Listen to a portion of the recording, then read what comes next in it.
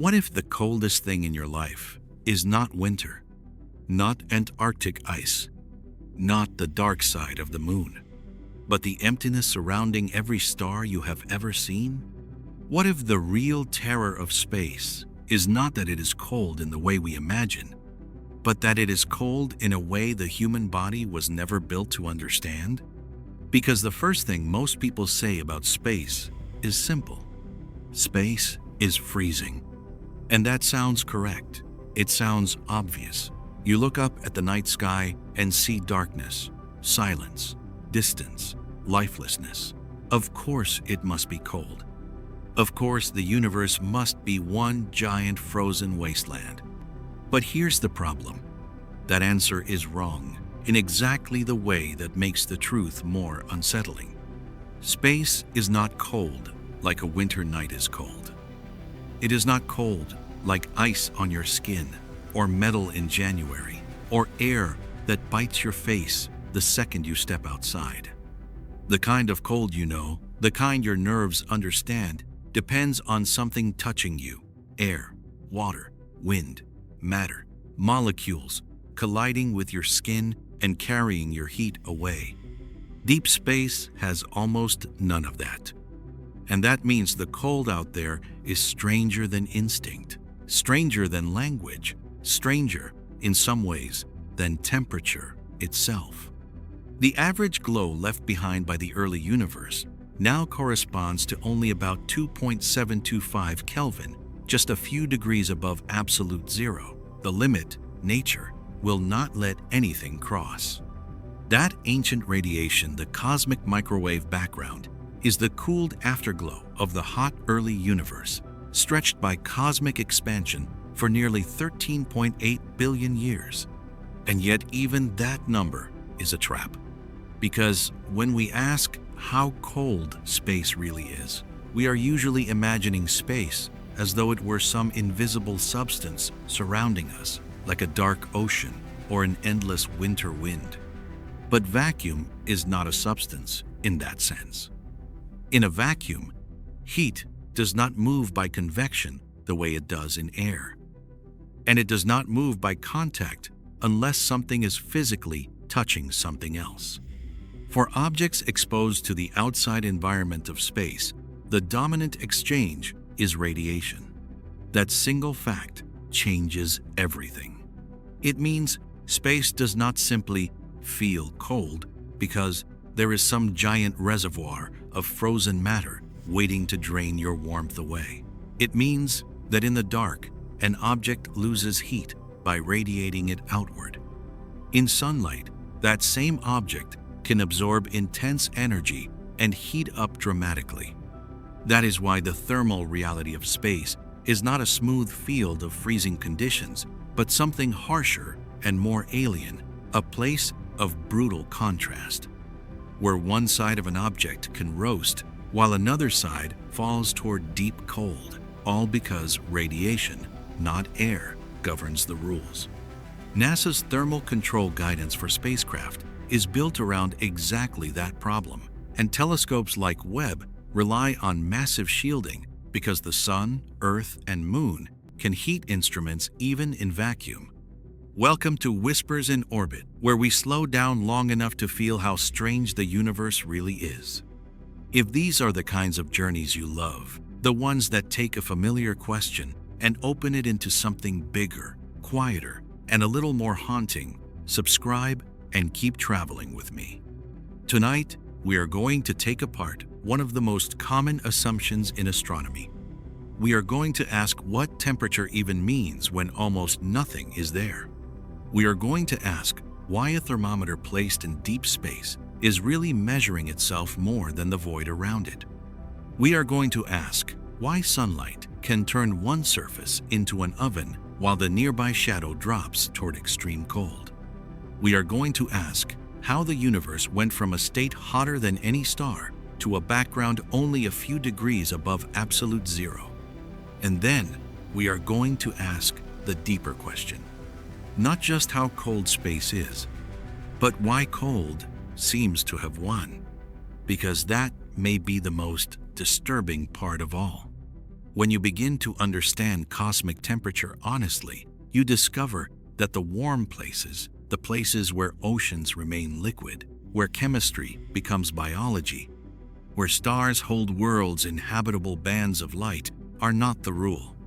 They are the exception. Tiny exceptions. Local rebellions against a much larger thermal reality. Think about what that means for a moment. Every warm memory you have ever had, a summer sidewalk, a hand around a mug, sunlight on your neck, a room filled with human voices and body heat, exists inside a narrow island of favorable energy balance. Our entire species lives on the skin of one rocky planet orbiting one ordinary star. That star pours energy onto us with enough steadiness to keep water liquid and weather moving. Our atmosphere catches, redistributes, and softens that energy. Our oceans store it. Our biosphere feeds on it. You are alive inside a thermal miracle so familiar that it no longer feels miraculous. And outside that miracle, there is mostly silence, vacuum, and a background so cold it would take one of NASA's most delicate cosmology instruments to measure it precisely. That is why the question matters. Not because space is cold is an interesting trivia fact, but because the truth behind it changes how you see home. It makes Earth feel less like the default setting of reality and more like a rare, temporary shelter. It makes the warmth around you feel less guaranteed, less normal, more contingent. Like something that had to be assembled from an improbable chain of conditions and is being held in place for only a little while by the steady generosity of one star. And maybe that is why this subject feels so eerie once you really let it in. Cold on Earth is usually temporary. Night ends, winter passes, a heater turns on, a door closes, the body adapts. We think of cold as a phase, an interruption, a discomfort that warmth will eventually correct. Cosmic cold is different. It does not wait to be interrupted. It is the baseline, the background, the resting state that remains when stars are absent, when no atmosphere softens anything, when no dense medium exists to hold heat in place. Even the faint leftover radiation of the Big Bang, now measured as that 2.725 Kelvin blackbody glow, is not really warmth in any human sense. It is the exhausted remnant of a far hotter universe, stretched thin across almost incomprehensible time.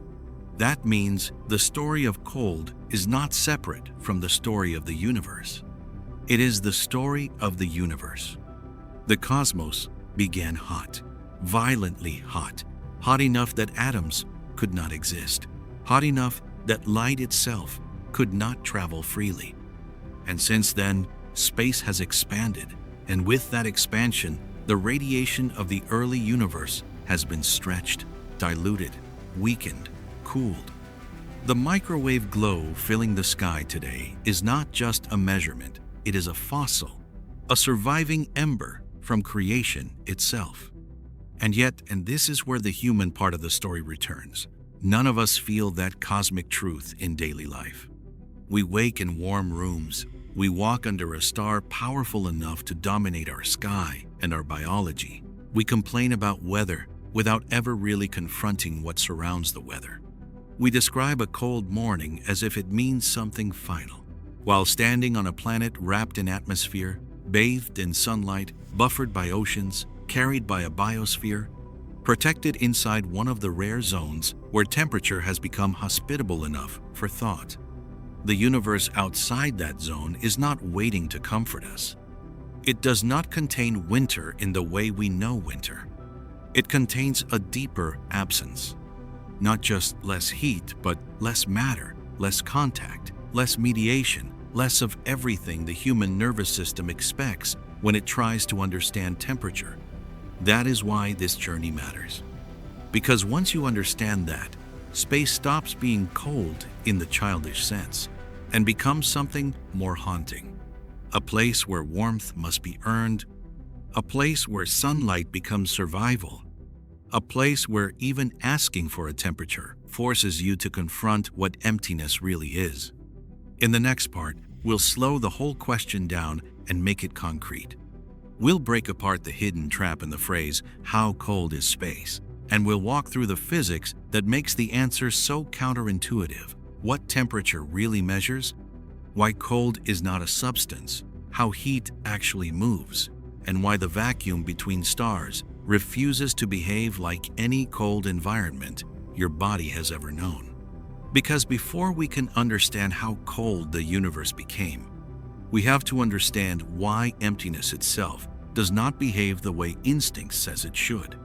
To understand how cold space really is, we have to begin by letting go of one very human habit. We treat temperature as though it belongs to places. We say the room is warm, the ocean is cold, the metal rail is freezing, the night air bites. And that language works beautifully on Earth because Earth surrounds us with matter. Air presses against skin, water touches us, wind moves past us, surfaces make contact. Every thermal experience you have ever had has been shaped by the presence of stuff. But here's the problem. When you carry that habit into space, it betrays you. Because space, in the strict sense, is not full of cold material waiting to touch you. The deep regions between stars are not like a giant freezer with invisible frozen air. They are so empty that the question, "What temperature is space?" begins to break apart the moment you examine it closely. That sounds like a trick, but it is really a lesson in what temperature actually means. Temperature is not at its core a feeling, it is a measurement of motion. More precisely, it tells you about the average energy of particles in matter. In a gas, hotter means the atoms or molecules are moving faster on average. Cooler means they are moving more slowly. That is the hidden reality behind every warm breeze and every cold morning. Tiny particles moving, colliding, transferring energy. On Earth, you do not feel temperature directly. You feel heat exchange. Step outside on a freezing night, and the air molecules around you strike your skin and carry energy away. Touch a warm mug, and energy flows into your fingers. Hold ice, and your hand gives energy up much faster than it receives any back. Your nerves interpret that imbalance as warmth or cold. Cold, in other words, is not really a substance. It is what you call the loss of heat. That distinction matters far more than most people realize, because once you understand it, you begin to see why space is so strange. If cold is not a thing, and if the feeling of cold depends on matter interacting with your body, then what happens when the surrounding environment contains almost no matter at all? Imagine this as clearly as you can. No wind, no air, no water vapor, no moisture, no gas pressing against your face, no molecules rushing around you by the trillions. Just emptiness.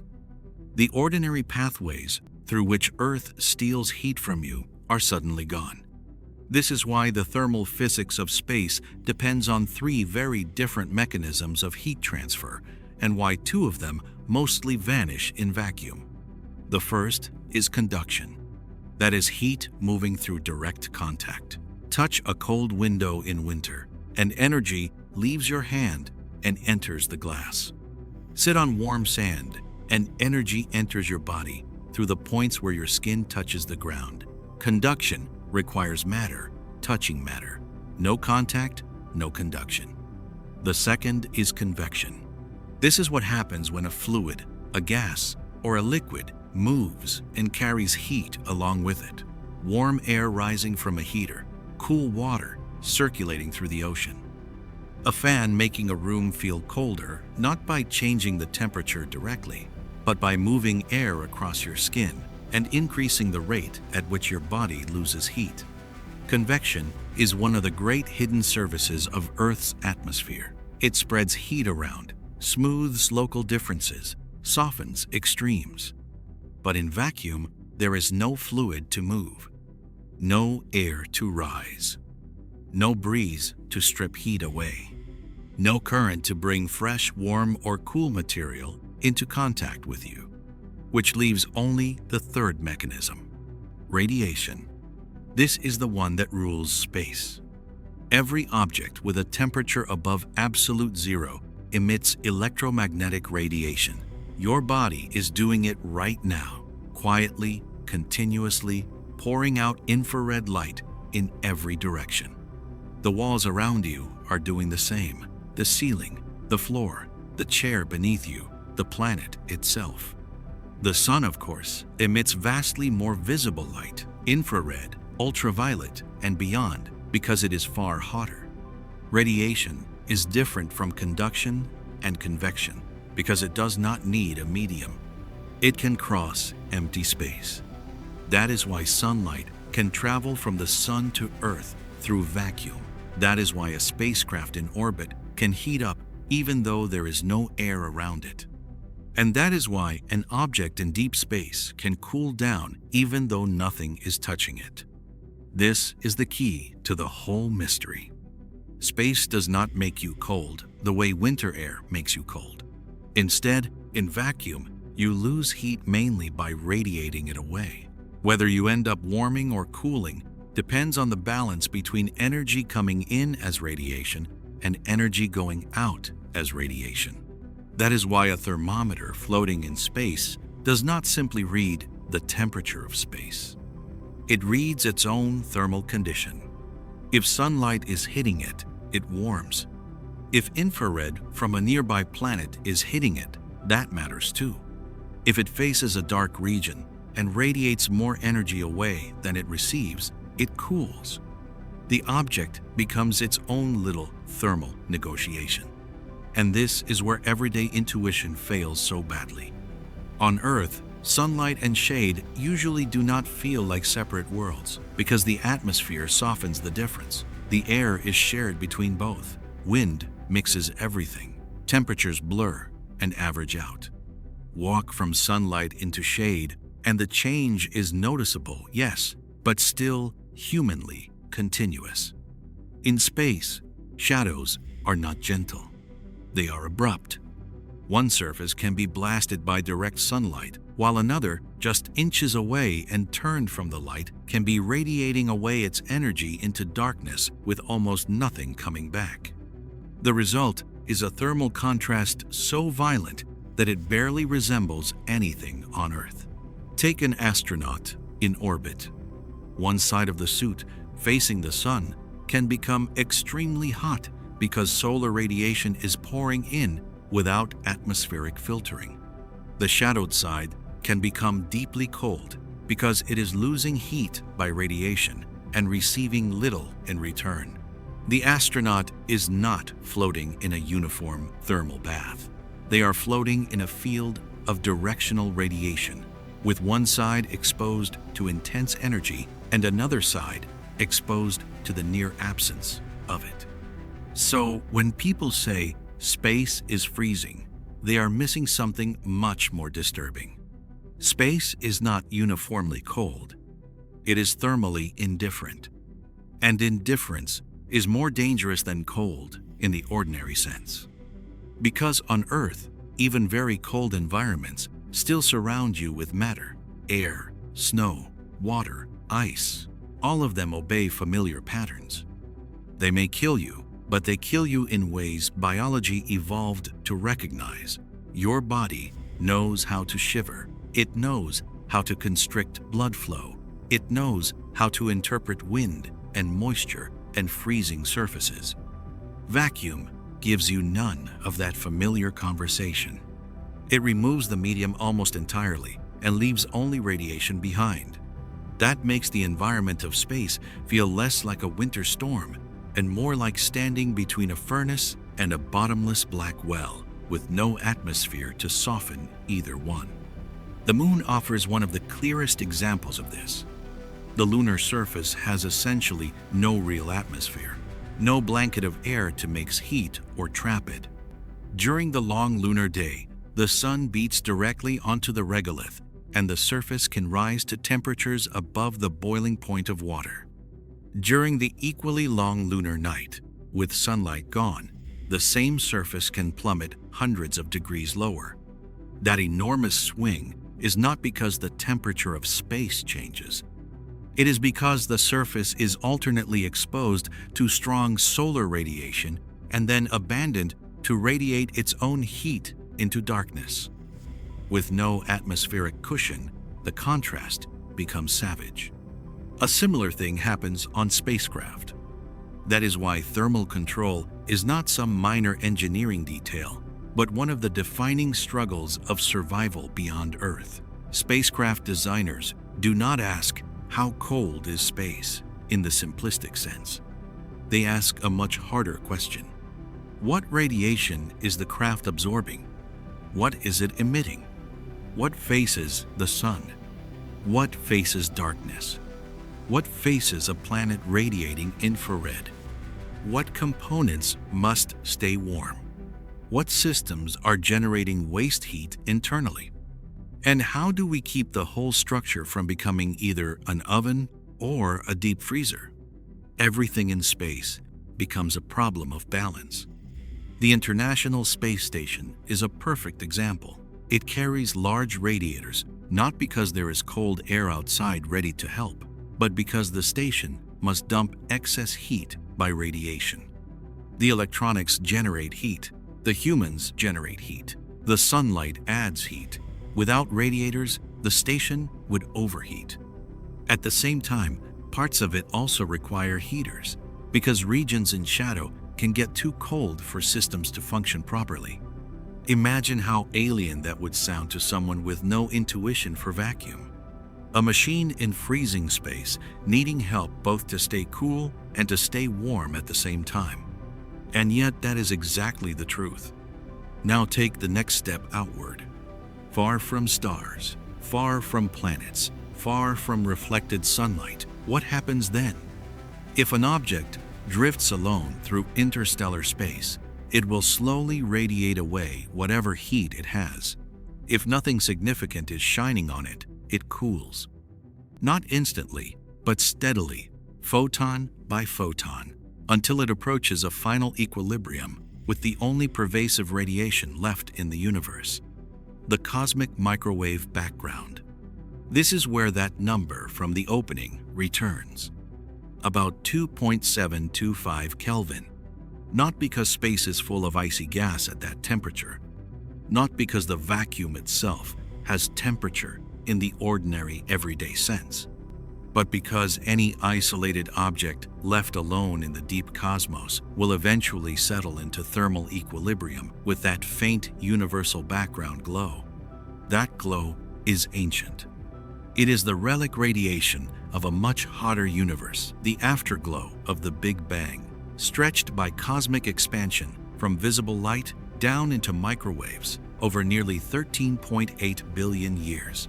The universe was once hot enough that atoms could not even exist stably. Now, its oldest light corresponds to a temperature only a few degrees above absolute zero. That means the deepest cold of the universe is not really the presence of coldness. It is the exhaustion of old heat. The cosmos did not begin frozen. It began as fire. And the cold we measure now is what remains after the fire has spent almost all of itself. That, to me, is one of the most beautiful and unsettling ideas in all of physics. When you look into deep space, you are not just looking into emptiness. You are looking into the cooled remainder of a universe that was once incandescent everywhere. The darkness between stars is not some primordial frozen void that was always cold. It is the diluted afterstate of something unimaginably hotter than any star now burning. And still, even that background is not the whole story. Because large parts of the universe are colder in mood than in temperature, they are regions where almost nothing happens thermally at all. Vast interstellar gulfs, even larger intergalactic voids. places so empty and so remote from strong radiation sources that the background glow becomes the dominant thermal condition almost by default. That is what makes warmth precious. Not merely because it feels good to us, but because it is local, fragile, and hard-won. Here on Earth, warmth feels ordinary because it is continuous. The sun rises each day.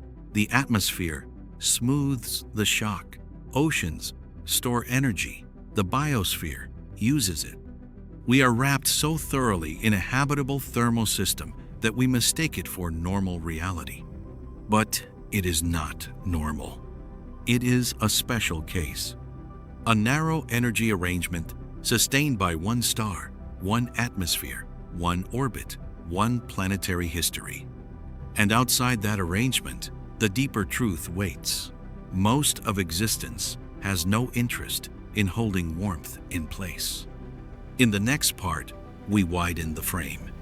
We zoom out from astronauts and spacecraft and lunar surfaces to the scale that makes this story genuinely haunting.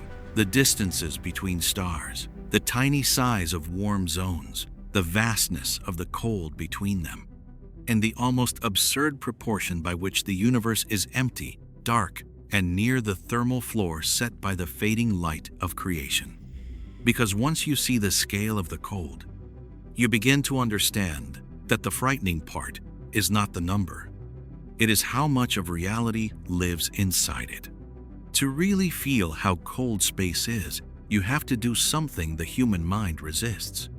You have to stop thinking locally. Because locally, warmth feels common. It feels normal, even inevitable. There is sunlight on your wall, heat in your blood, warm breath in the air, asphalt that holds the day's energy after sunset. A kitchen stove, a charged battery, a cup of coffee, a body beside you in bed. Warmth is everywhere in ordinary life, so everywhere begins to feel warm by default. But here's the problem. Warmth is common only because you were born inside one of the rare places where it survives. Step outside that bubble mentally, cosmically, honestly, and the picture changes so dramatically that it almost feels offensive to human instinct. You start to see that the universe is not a warm place sprinkled with pockets of cold. It is the opposite. It is an overwhelmingly cold place, interrupted by tiny, temporary accidents of heat. Start with the nearest example, the Sunday. By human standards, it is impossibly large. You could fit roughly 1.3 million Earths inside it. Its surface burns at around 5,500 degrees Celsius. Its core reaches about 15 million degrees, where hydrogen is fused into helium under pressures the imagination cannot hold for more than a few seconds. Every second, the sun converts millions of tons of mass into energy. That energy crosses 93 million miles of vacuum and arrives here 8 minutes later as daylight, warmth, weather, life. Everything you love about Earth's surface depends on that steady flood. And yet, on cosmic scales, the sun is tiny. Not metaphorically tiny. Actually, tiny. If you reduced the sun to the size of a ping pong ball, the nearest star, Proxima Centauri, would be another ping pong ball sitting hundreds of miles away. Not across a room, not across a city. Hundreds of miles. Between those two little spheres, almost nothing. That emptiness is the real architecture of the galaxy. Stars look crowded from Earth because our eyes compress them onto a flat night sky. But in 3 dimensions, even neighboring stars are separated by gulfs so wide that the warmth of one barely matters to the next. The nearest stellar furnace to ours is about 4.24 light-years away, roughly 25 trillion miles. That distance is so great that the sun's heat, which completely rules our lives here, is effectively irrelevant out there. And the same is true in reverse. The nearest stars do not warm us. They glitter. They decorate the sky. But thermally, they mean almost nothing. That is the first scale correction the universe forces on you. A star is not a campfire in a shared room. It is a torch held in one tiny chamber of an almost infinitely dark cathedral. Now, widen the frame. Our galaxy contains hundreds of billions of stars. That sounds like abundance. It sounds like light everywhere. But again, the mind gets tricked by the number because it ignores the volume. The Milky Way is about 100,000 light-years across. Most of that volume is not star, not planet, not warm gas dense enough to matter to a human body or a spacecraft. Most of it is sparse, dark, cold interstellar space. Even the regions we call busy are mostly empty. If you could somehow fly above the Milky Way and see individual stars as points, the galaxy would not look like a solid, glowing object. It would look more like dust scattered through an immense chamber. Beautiful, yes, but sparse. The light would be real. The darkness between the lights would be more real still. And the darkness wins by scale. This is where the numbers start becoming emotionally disturbing. A star can be millions of degrees in its core. An accretion disk around a black hole can become hotter than almost anything else in the modern universe. A supernova can briefly create temperatures so extreme that they echo the early moments after the Big Bang. But all of those hot things are small. That word small sounds ridiculous at first when you apply it to a star or a supernova remnant. But small compared with what? Compared with the volume of the cosmos. And once you measure it that way, the hot places begin to disappear into insignificance. The combined volume of all stars across all galaxies in the observable universe is an almost negligible fraction of total space. Not small in the casual sense. Small in the sense that if you wrote the ratio honestly, most people would stop feeling it as a number at all. It becomes an exponent, a whisper, a rounding error. Warmth, measured by volume, is almost absent. That is the second correction. Not only are stars far apart, they are also, collectively, vastly outnumbered by the empty cold around them. And then you widen the frame again. Because galaxies themselves are not evenly distributed through the universe, they cluster in filaments, walls, knots, and superclusters, part of what cosmologists call the cosmic web. Between these filaments are voids, not metaphorical voids, real ones, regions tens to hundreds of millions of light years across, containing very few galaxies at all. Imagine that. Not empty like a quiet neighborhood. Empty like a region so huge that if the Milky Way were placed near its center, the nearest substantial structures might sit tens of millions of light years away. Inside those voids, the thermal story becomes brutally simple. No nearby stars of consequence. No thick gas. No strong local radiation bath. No abundance of structure. Just the faint 2.7 Kelvin glow of the cosmic microwave background, bathing the emptiness almost uniformly. In other words, the universe's default condition. And here's the proportion that should stay with you. By volume, cosmic voids dominate. Depending on how you define them, they occupy most of the universe's large-scale space. The structures we notice, galaxies, clusters, luminous filaments, the bright architecture that attracts every telescope and every documentary, are the minority. The darkness is the majority. The cold is the majority. The visible things, the dramatic things, the things that gave rise to chemistry and planets and oceans and biology, all of that is woven through a much larger background of almost nothing. This is one of the most difficult truths in astronomy because it doesn't feel emotionally fair. We evolved in the exception, so the exception feels like the rule. But the universe does not care where your intuitions were trained.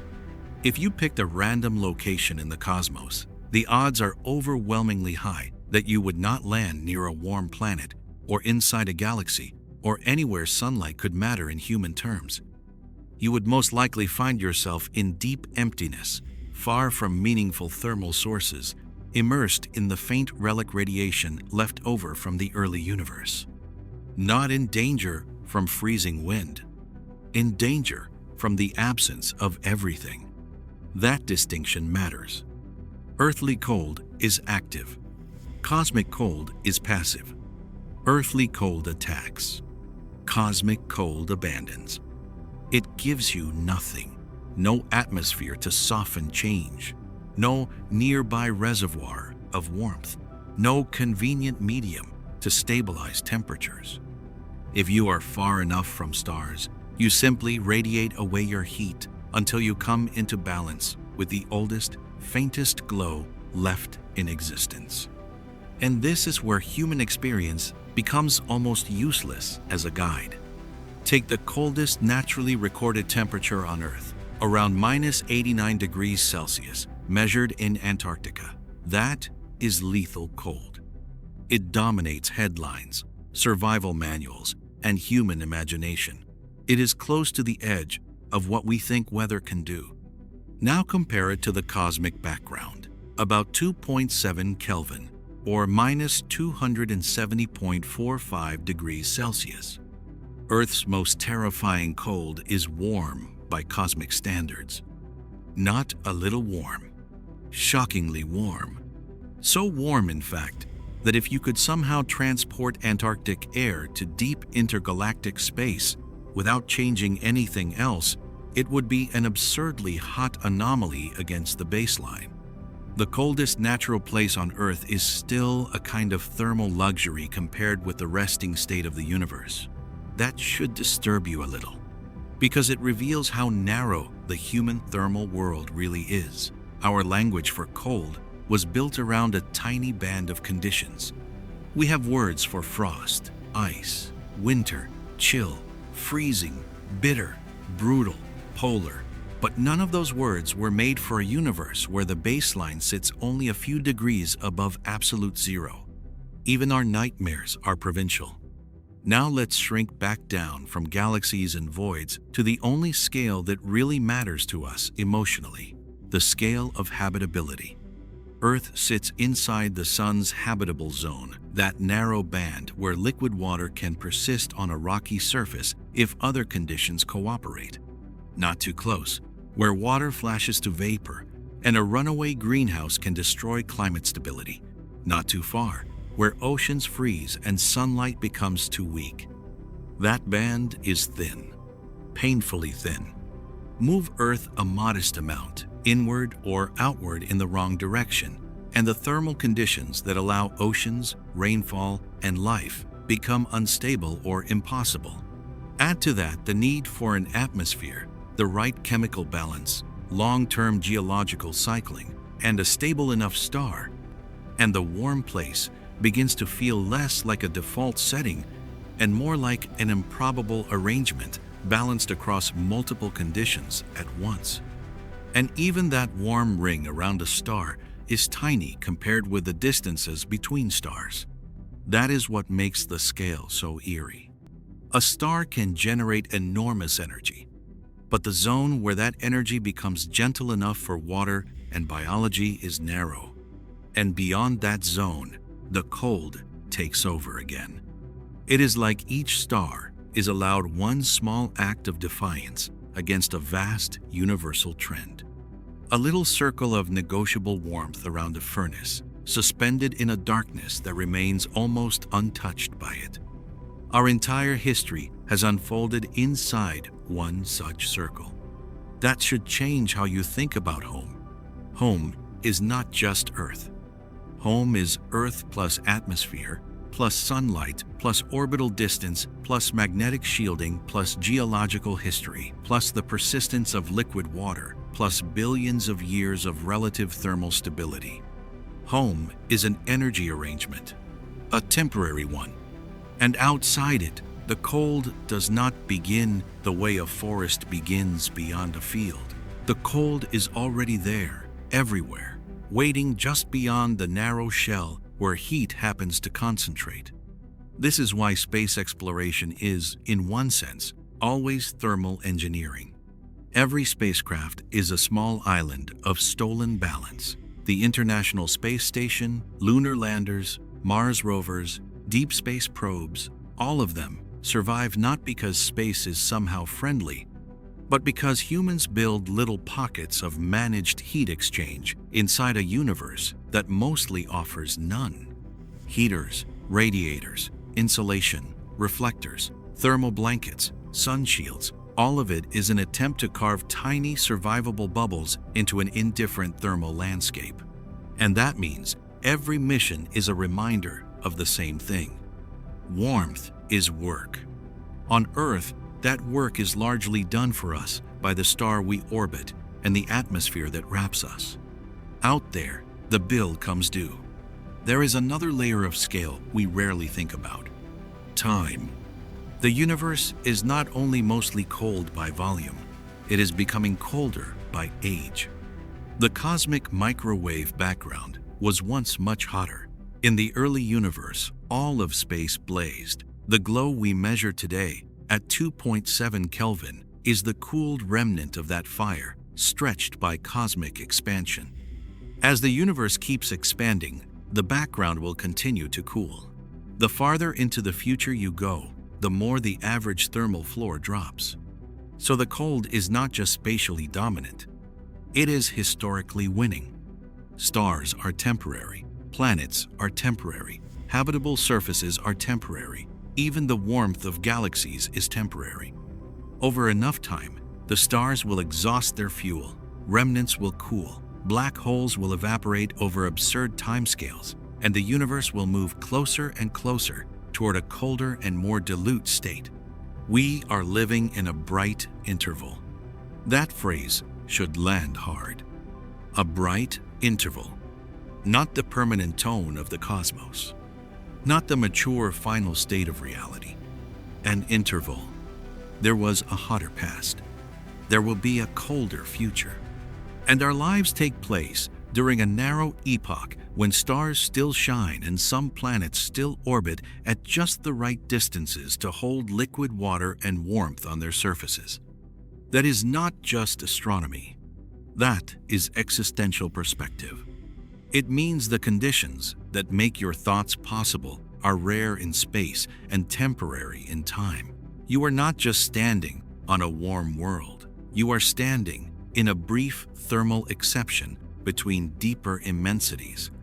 And maybe that is why this subject begins to feel less like science trivia and more like philosophy. Because once you see the scale clearly, the cold of space stops being interesting mainly as a number. It becomes interesting as a verdict. The verdict is that heat can happen, life can happen, consciousness can happen, but the universe does not hand these things out freely. It concentrates them in tiny places for limited times, inside structures that are themselves temporary. Everything else is mostly dark, mostly empty, mostly cold. In the next part, we move into the real psychological center of the story, the terrifying truth. Not just that space is near the thermal floor, but that almost all of existence seems to belong to that condition. We'll look at why the hot things we admire, stars, nebula, accretion disks, even galaxies, still fail to change the basic character of the cosmos, and what it means that nearly everything we care about depends on a local exception so small it almost disappears against the total. Because the cold of space is not frightening because of the number. It is frightening because of the proportion. The terrifying truth is not simply that space is cold. It is that warmth is fragile. That may sound poetic at first, but it is really a technical statement with frightening implications. Because once you understand how temperature actually works in the cosmos, you begin to see that the danger is not just the number, not just 2.7 Kelvin, not just the idea of near absolute zero waiting in every direction. The real danger is that almost nothing in the universe is interested in keeping you warm. Not the vacuum, not the darkness, not the distance, not even the sunlight, which can save you one moment and destroy you the next. On Earth, warmth feels stable. It feels structural. It feels like something built into the world. Even when the weather turns violent, there is still atmosphere, still pressure, still thermal mass in the oceans and the ground, still an entire planet smoothing out the extremes. But outside that envelope, the rules become much harsher. Space does not cushion. It exposes.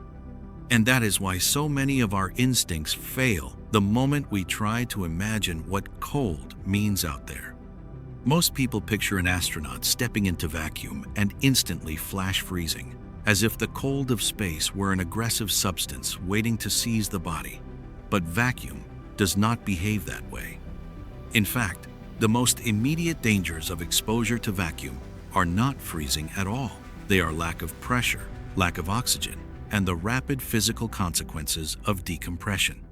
NASA's vacuum exposure research and training materials have long emphasized that unconsciousness from oxygen deprivation comes quickly, while heat loss by radiation is slower than most people imagine. NASA.gov. That correction matters because it makes the truth stranger, not safer.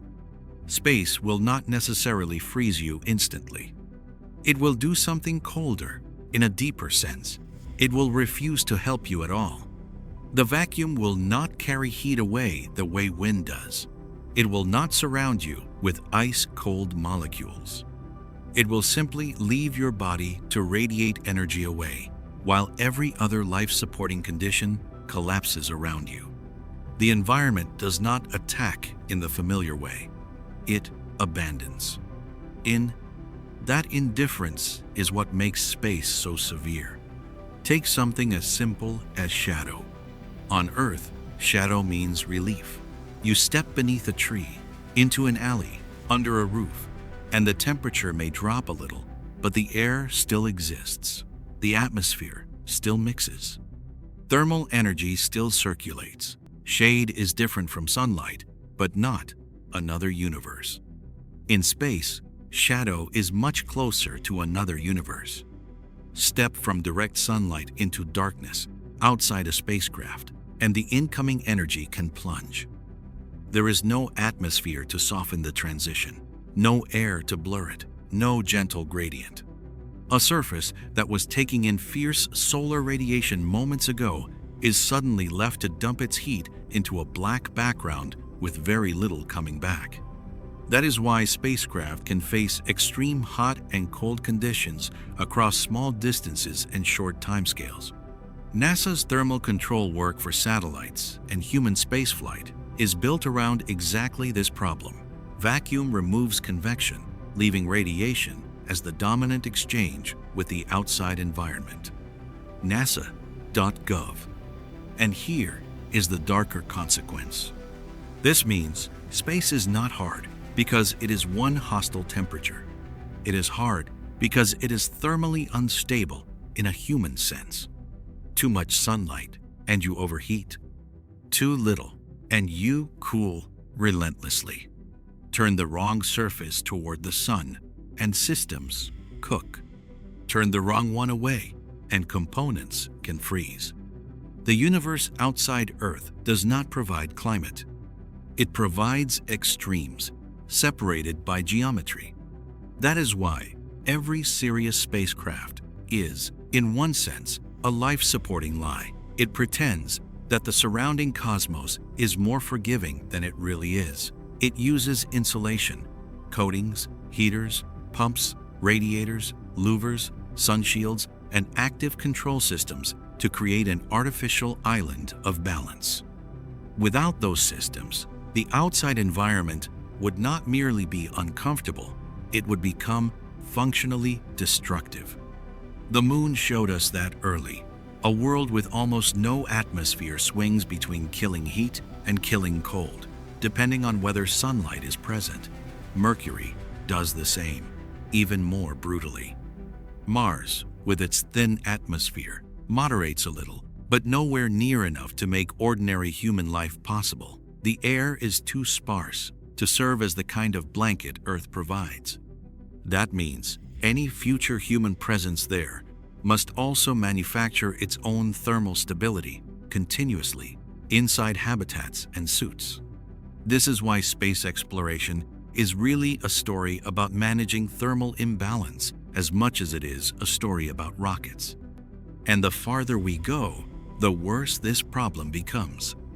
In low Earth orbit, sunlight is still strong. Earth itself reflects light and radiates infrared. A spacecraft there lives inside a busy energy environment.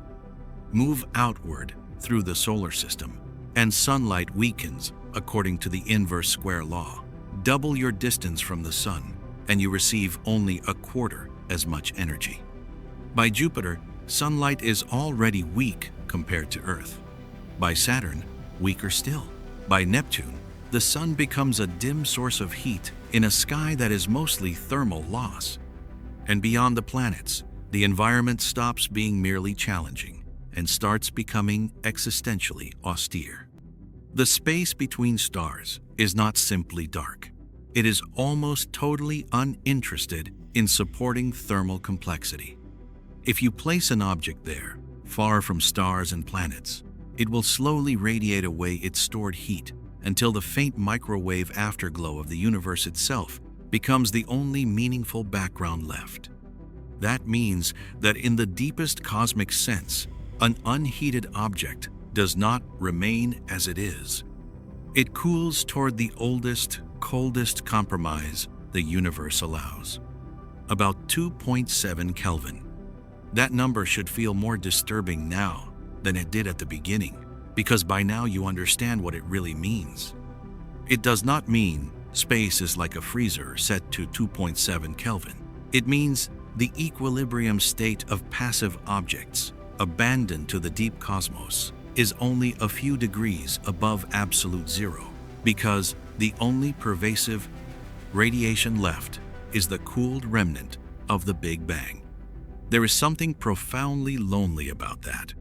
It means that if you remove local stars, local atmospheres, local heat sources, and the fragile little machinery of planetary climates, the universe relaxes toward almost nothing. Not merely darkness. Thermal poverty. And this is where the problem deepens from engineering into biology. Life as we know it is not just compatible with warmth. It is built on it. Water remains liquid only across a narrow temperature range at normal pressures. Proteins fold and function inside constrained thermal windows. Membranes stay fluid enough to work. Enzymes catalyze reactions at meaningful rates. DNA remains chemically stable enough to store information while still allowing processes like replication and repair to proceed. Metabolism is a thermal balancing act. Too cold and the chemistry stalls. Too hot and the chemistry falls apart. This means biology is not merely found in warm places. It is imprisoned by them. That is an uncomfortable word, but an honest one. Life cannot negotiate with 2.7 Kelvin. It cannot slowly adapt to the average temperature of interstellar space and carry on. It exists where energy flows remain concentrated enough and stable enough for structure to resist collapse. That is why Earth matters so much, not simply because it has water or air, but because it has a sustained thermal context that keeps chemistry alive. Our atmosphere, oceans, seasons, magnetic field, greenhouse balance, and orbital placement together maintain a narrow band in which complexity can persist for billions of years. Outside such bands, the cold does not have to actively destroy life. It only has to wait. Cool enough, long enough, and complexity stops. This is what makes the future of the universe so haunting. The cooling we observe today is not temporary. It is not a phase the cosmos will recover from. On the largest scales, the universe is moving toward lower temperatures, greater dilution, greater darkness. The cosmic microwave background continues to redshift. Stars burn finite fuel, white dwarfs cool. The formation of new stars declines over cosmic time as gas is consumed or rendered inaccessible. Even the bright, dramatic structures we admire, galaxies, clusters, quasars, nebulae, are not everlasting victories over cold. They are temporary concentrations inside a much larger flow toward thermal exhaustion. In that sense, cold is not just a condition of space. It is the long-term direction of reality. And if that sounds bleak, it should. Because human beings evolved inside a warm local exception and therefore carry a hidden optimism about energy, we assume the world will keep providing usable warmth because it always has for us. But cosmology reminds us that our comfort is contingent, temporary, local, borrowed from a star with a finite lifetime in an era of the universe that will not last forever. The sun itself will not remain this generous. Over long spans of time, it brightens. Eventually, that warmth becomes too much for Earth. Long before the sun dies, the stability we now take for granted will be broken. Oceans will evaporate. Surface life will fail. The same star that made life possible will one day make the surface unlivable. That should unsettle you in a very specific way, because it means warmth itself is not a simple blessing. It is a narrow, temporary balance between too little and too much. Space is not only dangerous because it is cold beyond Earth. It is dangerous because habitable warmth is incredibly hard to hold in place. Too close to a star and you burn. Too far and you freeze. Too little atmosphere and temperatures swing violently. Too much greenhouse trapping and heat becomes prison. No magnetic field and atmospheric erosion threatens long-term stability. No geological cycling and climate may lock itself into extremes. The number of ways to fail is enormous. The number of ways to remain warm, wet, and chemically alive for billions of years is comparatively tiny. That is the terrifying proportion, and it changes how you think about every warm thing. A cup of tea cooling on a table, the heat in another person's hand, the afternoon warmth of stone, clouds trapping yesterday's sunlight above the sea, the body temperature that keeps your brain capable of thought. All of it begins to feel less ordinary once you remember what surrounds it. Not another warm room, not another season waiting beyond the horizon, but a universe that, by volume and by future trajectory, belongs overwhelmingly to the cold. There is another problem hiding here, and it is more psychological than physical. Human beings are very bad at feeling ratios when one side of the ratio includes almost everything. We notice stars because they shine. We notice galaxies because they are visible. We notice nebulae because telescopes render them in impossible color. The hot things announce themselves. They attract attention. They dominate imagery and storytelling. The cold does not announce itself. It is background. Silent, black, empty-looking, easy to ignore. And because of that, we underestimate it. We keep thinking of warmth as the main event and cold as the stage. But the universe suggests the opposite. Cold is the stage, the theater, the surrounding architecture, the dominant condition. Warmth is the brief performance. Beautiful, yes. Necessary for us, yes. But brief and local. That inversion is what makes this subject so powerful. It is not just a lesson in thermodynamics. It is a lesson in perspective. If you could step far enough back, far beyond the Milky Way, far beyond the nearest galaxies, far enough to see the cosmic web as a whole, you would not describe the universe primarily as a place full of stars. You would describe it as a place full of darkness, punctuated by filaments and points of heat. The overwhelming bulk of what exists would still be the almost empty, near background void between the bright things. And once you see it that way, a deeper question begins to form. If warmth is this rare, if the conditions that allow chemistry, weather, oceans, and consciousness are this narrow, if most of space is not simply uninhabited, but almost thermally irrelevant to life, then what exactly are we? What is a living world really inside a universe like this?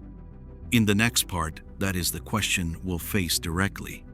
We'll move from physics to meaning, from the cold itself to what that cold says about Earth, about life, about the strange privilege of being alive in one of the universe's rare warm intervals, and why the true horror is not that space is cold, but that warmth, in all the ways that matter to us, may be one of the rarest conditions in existence. By now, the numbers themselves are already unsettling. The cosmic background sits just a few degrees above absolute zero. Most of the volume of the universe lies in darkness so empty that even calling it gas feels generous. Stars are real, galaxies are real, nebulae are real, and yet all of them together occupy only a vanishing fraction of what exists. Warmth appears in pockets, islands, brief acts of defiance against a background that is older, larger, and far more patient. All of that is strange enough.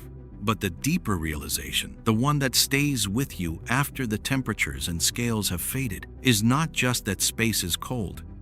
It is that almost everything you associate with being alive is a local exception. And that changes the emotional meaning of the universe. Because most of us walk through life assuming warmth is normal, not because we have thought it through, but because every instinct we possess was shaped inside it. We were born into air that holds heat. We grew inside bodies that fiercely defend narrow temperature ranges.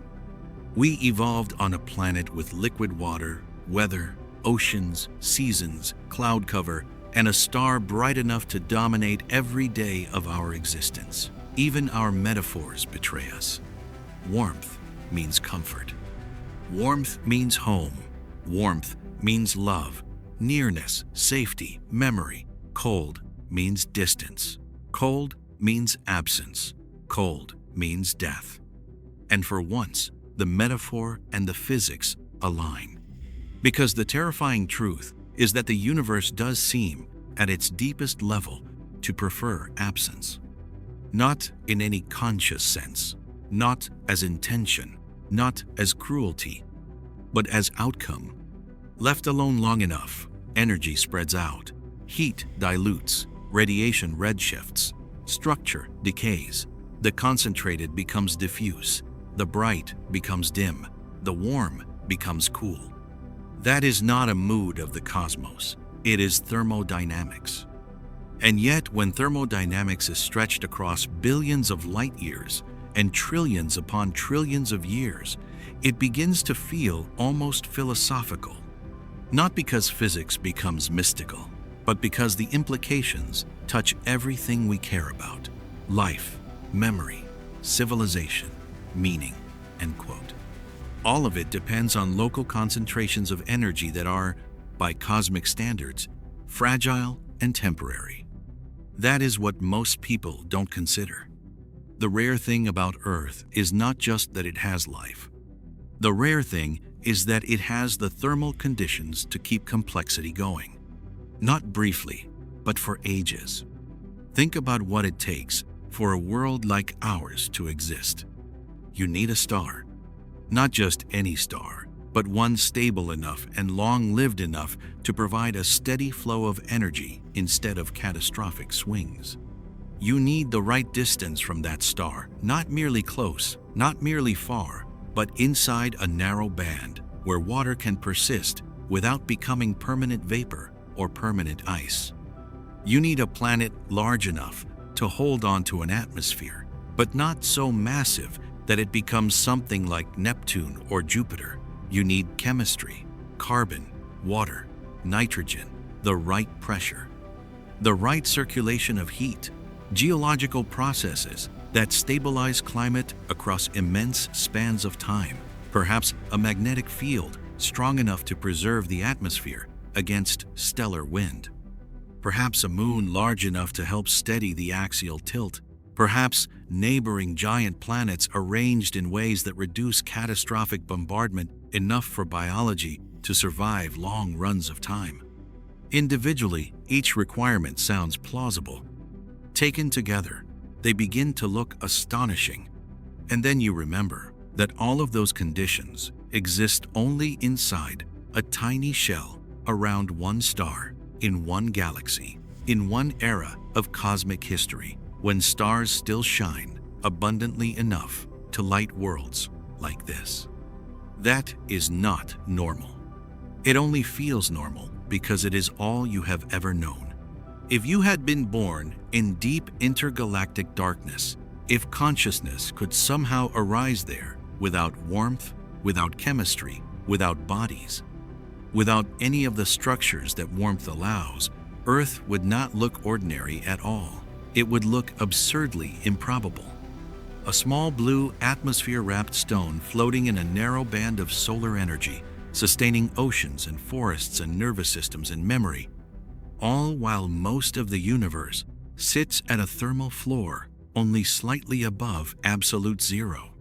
From the outside, our world is not the template. It is the anomaly. And that is where the story turns inward. Because once you understand that warmth is rare in space, you begin to understand that it is also rare in time.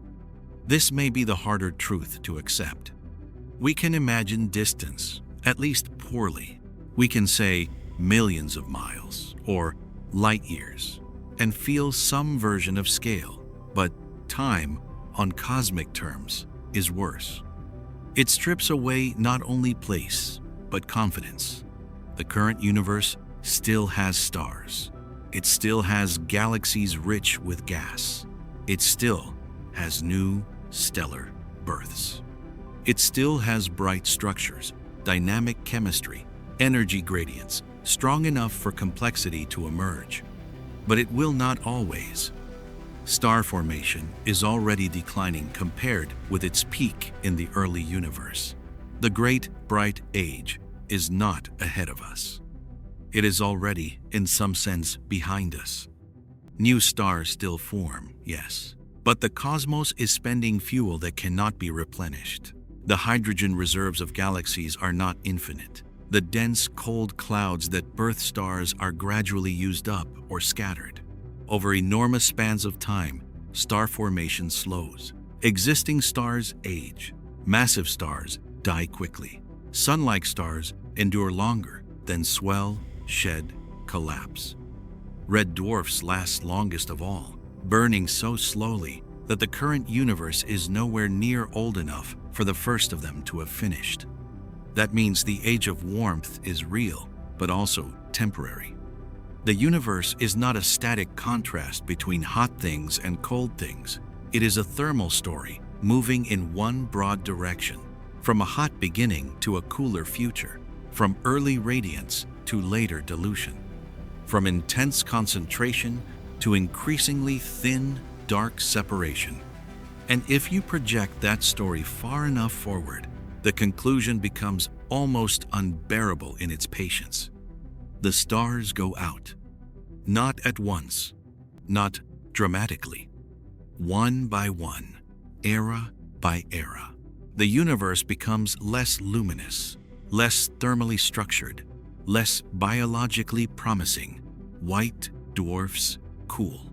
Neutron stars cool.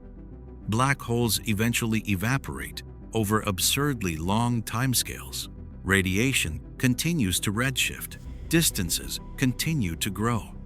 The cold does not win by violence. It wins by waiting. That, to me, is one of the most haunting ideas in all of science.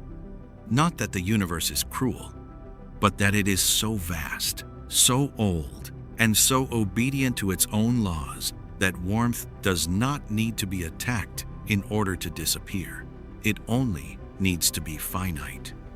And finite things always lose to enough time. If you let that settle for a moment, Earth changes shape in your mind. It stops being merely your home planet and becomes something stranger, a temporary thermal refuge, a narrow, moving, unpromised oasis suspended between too little energy and too much. Close enough to a star to keep the oceans liquid, but not so close as to destroy them, wrapped in gases that trap enough heat but not too much. Protected, balanced, continuously corrected by feedback loops that could easily have failed in another world. Earth is not just inhabited, Earth is tuned. Not intentionally, not by design in the scientific sense, but physically tuned by a history of contingencies so improbable that once you see them clearly, ordinary life begins to feel almost impossible. A child asleep under blankets, rain tapping a window, steam above a meal, the warmth of your own hands. These stop feeling like defaults. They start to feel like the signature of an incredibly rare state of matter and energy. A state that exists only because one small planet has remained inside a narrow, habitable balance for long enough that evolution could slowly unfold into awareness. And awareness is part of the story too. Because there is something almost unbearable about this.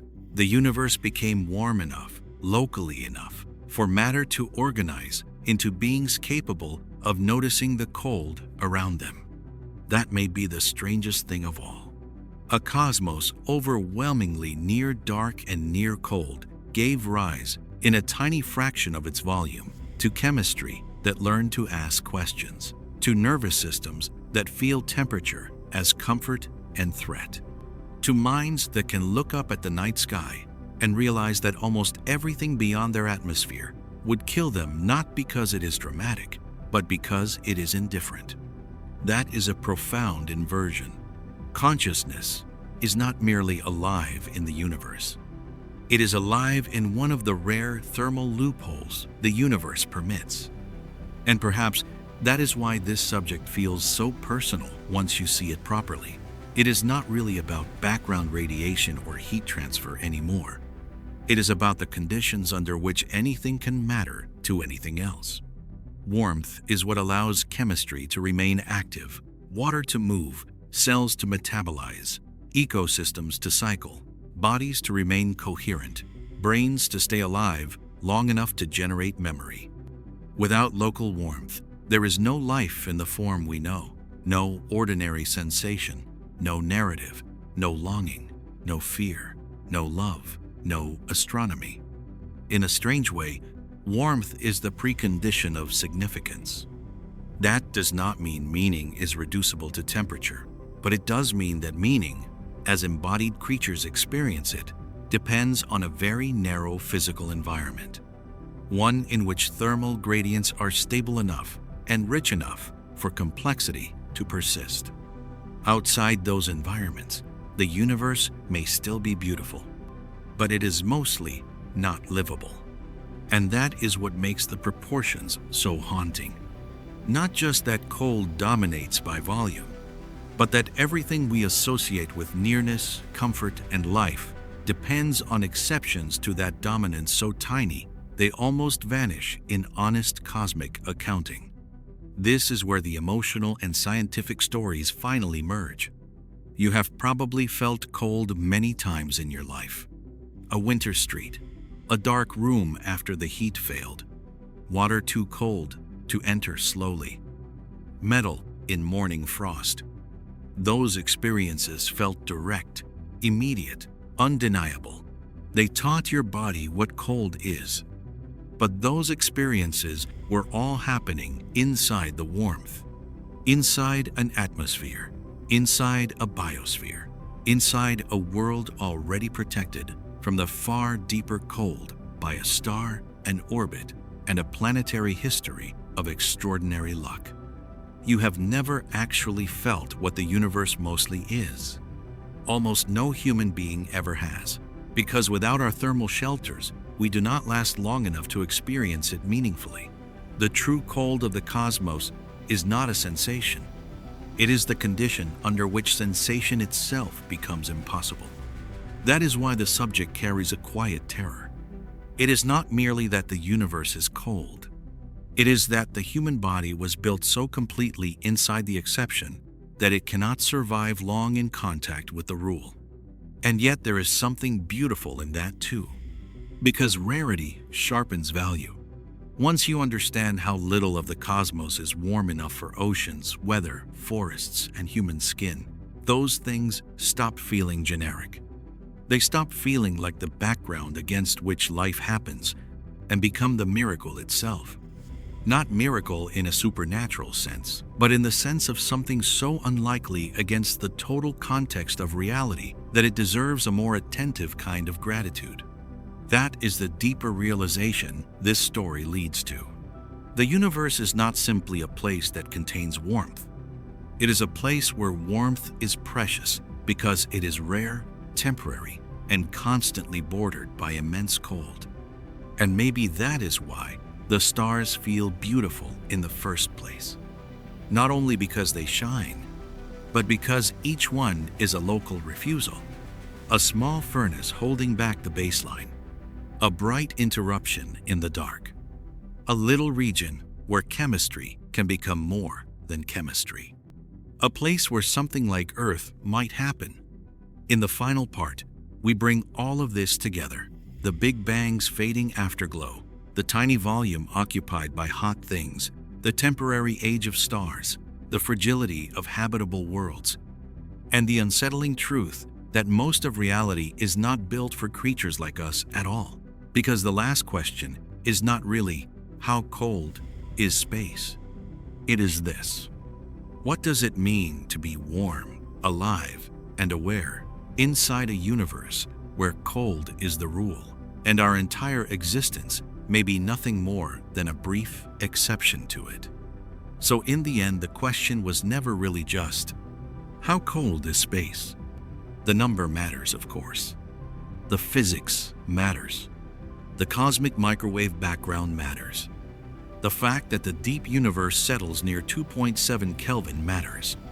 But numbers, by themselves, do not stay in the mind for very long. What stays is the shape of the truth. And the shape of the truth is this. The universe is not mostly warm with pockets of cold hidden between the stars. It is mostly cold with pockets of warmth fighting to exist. That is the reversal Voyager, Mars, black holes, stars, and all the rest of cosmic storytelling eventually force on us if we listen carefully enough. The warm places are what catch our eye because they shine, they create contrast, they generate weather, chemistry, storms, color, life. We are drawn to them because we were born inside one. But the overwhelming majority of reality does not look like Earth or even like a planetary system. It looks like distance, dilution, darkness, the long, patient drift of energy spreading out. And against that background, our world becomes something very strange. Not average, not typical, not thermally ordinary.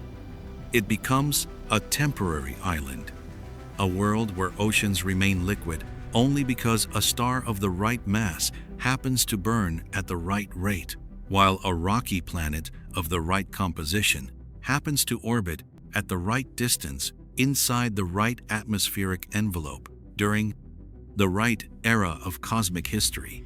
Change any one of those conditions enough, and the island disappears. The warmth goes. The water changes state. The chemistry shifts. The living world collapses back toward the rule. That should make Earth feel less familiar and more extraordinary. Not because it is the center of the universe, it isn't. Not because it is large, it isn't. Not because the cosmos arranged itself for us. There is no evidence of that. But because against the actual thermal background of reality, a world like this is astonishingly specific.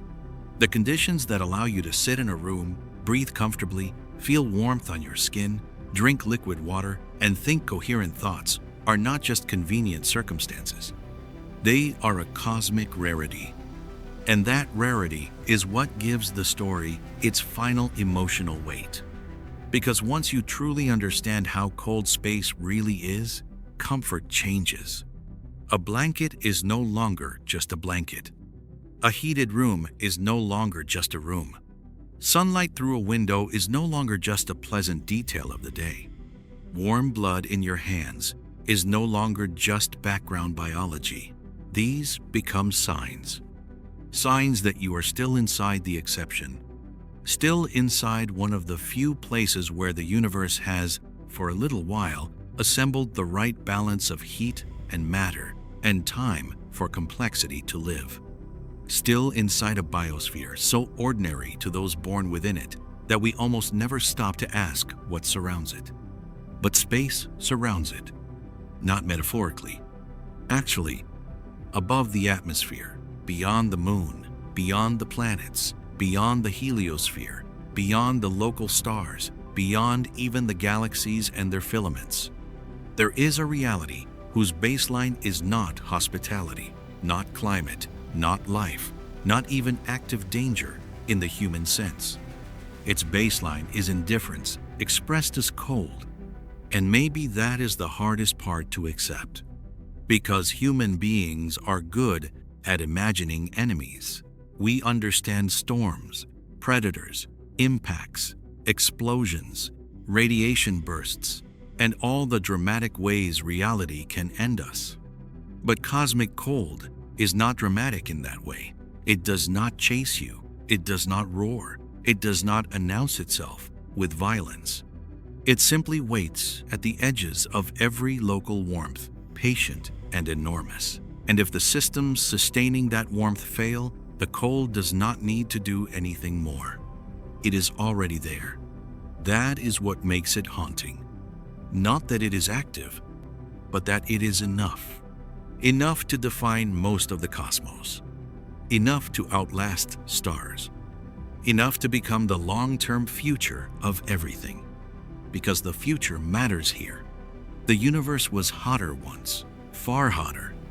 The afterglow of that early fire still reaches us as the faint microwave background, but it is fading.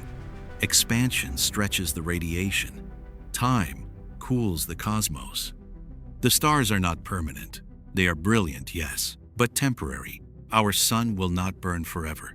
The stable conditions of Earth will not last forever. Even the great red dwarfs, slowest and most patient of stars, will one day spend their fuel. And beyond them lies an age in which the darkness deepens, the temperatures fall further, and the warm, bright chapter we call cosmic normality is revealed for what it really was. A brief interval. You and I are living inside that interval. That is easy to say, but much harder to feel. Because on human timescales, things seem durable. A mountain feels permanent. A civilization feels old. A species feels established. But against the thermal timeline of the universe, these are flashes. Even the age of stars is a flash. The future belongs, overwhelmingly, to cooling remnants, fading radiation, and vast spans of nearly empty space where the great work of warmth has already been spent. And yet, this is not only a story about loss. It is also a story about perspective. Because once you understand how rare warmth is, you begin to understand something else. Rarity does not diminish value. It intensifies it. A warm world is precious because it is rare. Liquid oceans are precious because they are rare. Atmospheres, ecosystems, metabolism, touch, memory, and all the biological processes that depend on narrow thermal limits become more wondrous, not less, when placed against the true scale of cosmic cold. This is the hidden gift of the subject. A question that begins as physics, ends as gratitude. Not sentimental gratitude, not a denial of reality, not some comforting story that tries to pretend the cold will lose. It won't. The universe will continue to cool. Time will continue to stretch every local source of warmth toward eventual exhaustion. Thermodynamics is not interested in our preferences. But while the exception lasts, it means something. It means there are worlds where rain falls, worlds where oceans move, worlds where chemistry becomes life and life becomes consciousness, worlds where warmth is not just present but organized into forests, bodies, breath, and thought. That is not trivial. It may be one of the rarest conditions in the entire history of the universe. And perhaps that is the final haunting thought this journey leaves behind. The cold of space is not frightening simply because it is extreme. It is frightening because it reveals what warmth really is. Not the baseline, not the rule, not the guaranteed condition of existence, but a narrow local rebellion against a much larger reality. A candle, not the daylight. A shelter, not the world beyond it. A brief biological permission granted inside a cosmos that mostly withholds it. And still, here we are, alive inside the exception, warm enough to wonder, conscious enough to measure the darkness around us, fragile enough to be broken by it, lucky enough for now to remain sheltered from it. That may be the most extraordinary thing of all. Not that the universe is cold, but that in one tiny corner of it, on one small planet under one ordinary star, matter became organized enough to notice the cold and to call the temporary warmth home. So the next time you step outside at night and the air feels chilly against your skin, remember, that is not the real cold. That is Earth protecting you from the real cold. Earth softening it. Earth translating it into something your body can survive and understand.